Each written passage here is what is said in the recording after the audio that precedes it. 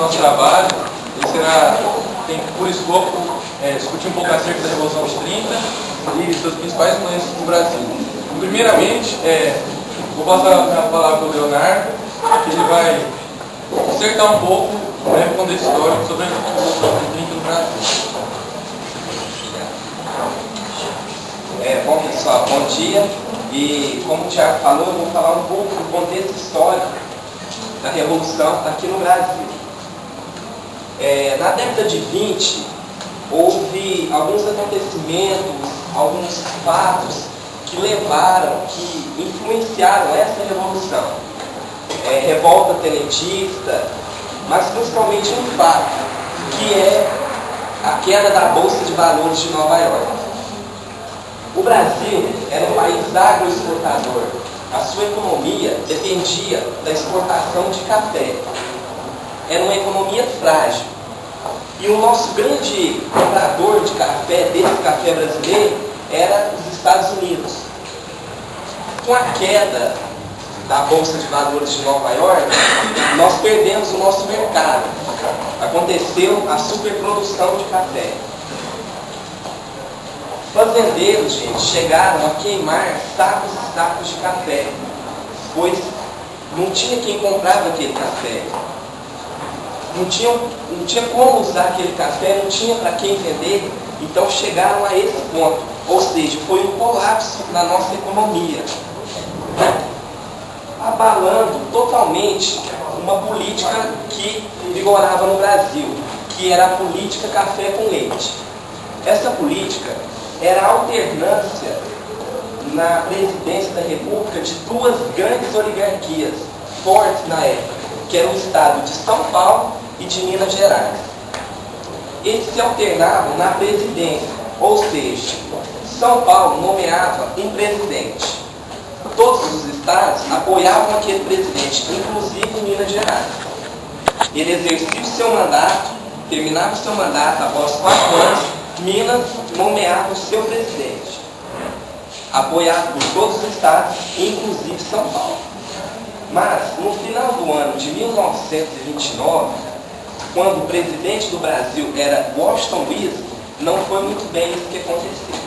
Ele era um presidente paulista, nomeado pelo estado de São Paulo. De acordo com a política café com leite, ele teria que nomear um representante mineiro. Mas ele não fez isso. Ele acabou nomeando como seu sucessor Júlio Prestes, que também era do estado de São Paulo. Acabando assim, cessando a política café com leite. Ele foi apoiado por 17 estados. 3 estados apenas não apoiaram essa decisão de Washington Luiz, que era Paraíba, Minas Gerais, obviamente, e Rio Grande do Sul. Estes 3 estados decidiram unir-se e formar uma aliança, chamada Aliança Liberal. Esta aliança, todos pensavam que eles iam nomear Antônio Carlos de Andrada como concorrente à presidência.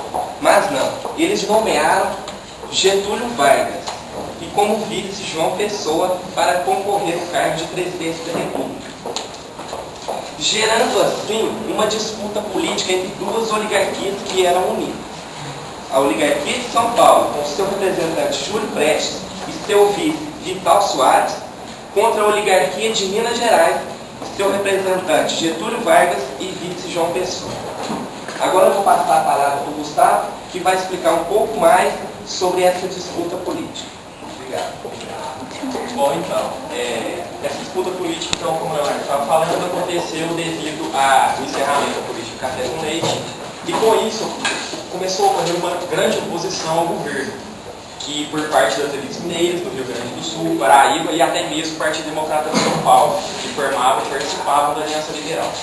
Bom, essa oposição ao governo vigente, que era o caso de Washington Luiz, pelo Partido Republicano Paulista, que apoiou Júlio Prestes e Vital Soares para a presidência, começou a entrar em embates políticos, culturais, ideologias, enfim. Bom, então em 1930 ocorreu a eleição.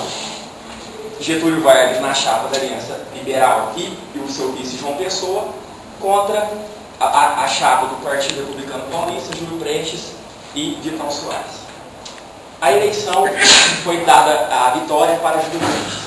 Porém, a Aliança Liberal, descontente, e eles não acreditavam, eles alegaram fraude nessa eleição, porque Minas Gerais, Rio Grande do Sul e Paraíba, praticamente 100% dos votos foram dados a Getúlio Vargas devido à combinação por parte da Aliança Liberal. Ou seja, eram os principais colégios eleitorais da época.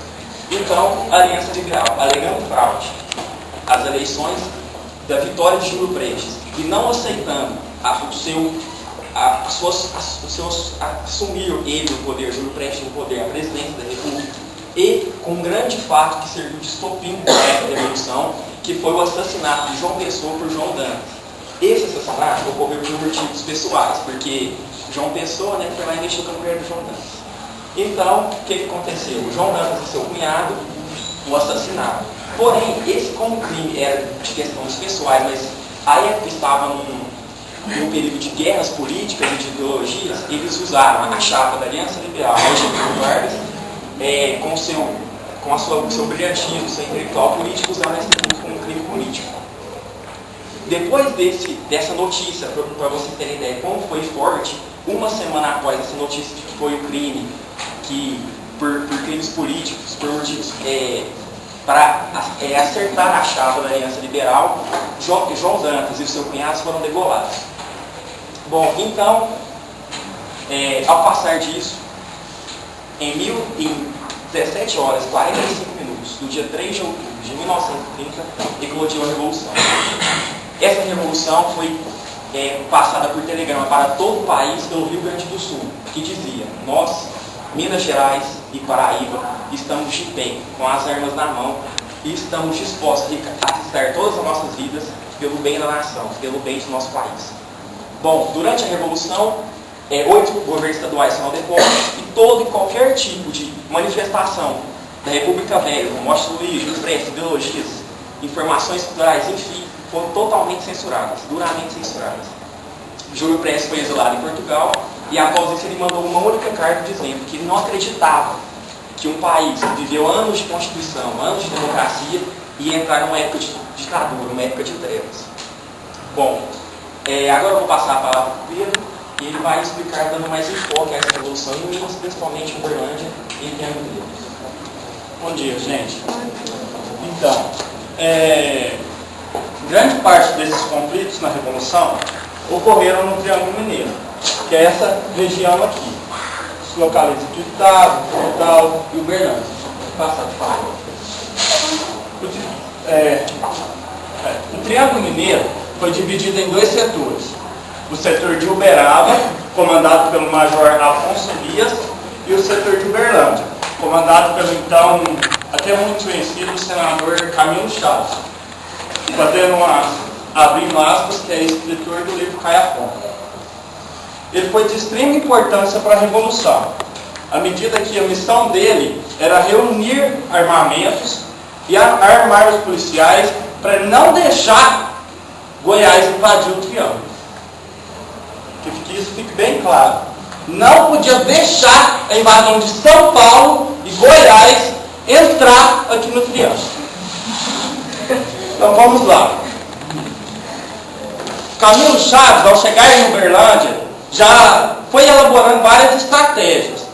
Chegando aqui, ele já foi direto para Aguari, buscando encontrar o coronel Pirineus, que é do batalhão de Ipameri, já pedindo para ele permanecer neutro no conflito, porque parece que o batalhão lá era bem organizado e bastante volumoso.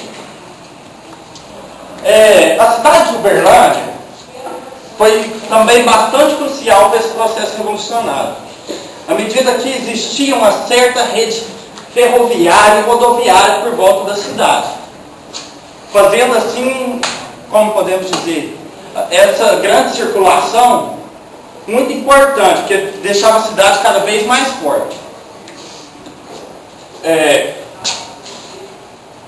Aí ficou assim, gente, deixa eu explicar para vocês. Aqui tem Uberaba e São Paulo. Uberaba ficou com a missão mais. São Paulo era o Major Mônio. Aí Uberaba foi e fechou mais ou menos na ponte Jaguará, e no Delta, que fica perto do Rio Grande. Rio Grande, rio que divide São Paulo e Minas Gerais. Aí ocorreram vários embates lá, de Olinfoque a Jaguará e no Delta.